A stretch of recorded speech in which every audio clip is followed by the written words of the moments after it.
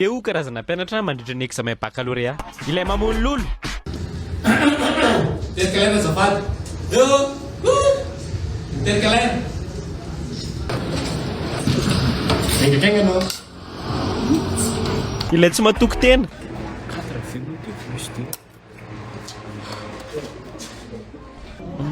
2 plus 2 égale 4.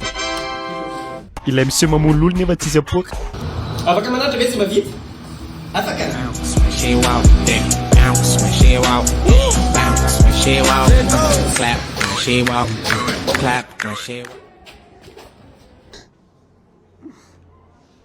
Taksatsingitra izy tao Géola. Tsy nahita soratana. Le zoko tsy matahotra ny angala tahaka mihitsy.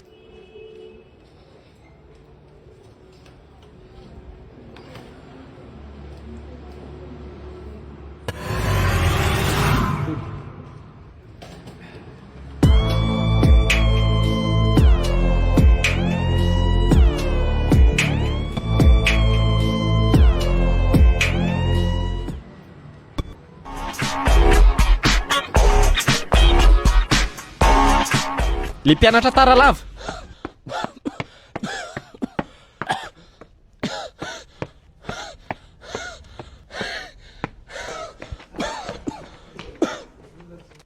Waiza.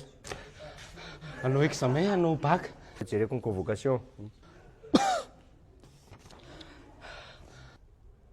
Ohatray le ty tsy teny ny centre anao e. Eny amin'ny élément ty. Mba mivaky tsara. Ye, inona ny ataonao ety amin'ny Jules Ferry ety?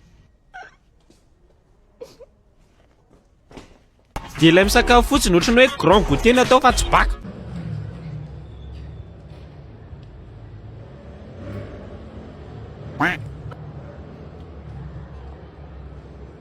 Dia ilay mifrody any amin'ny WC.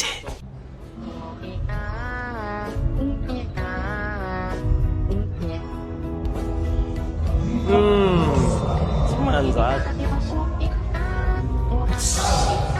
Tena mba mianarana ty.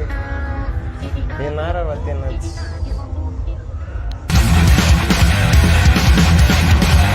Dia ilay matory fotsiny.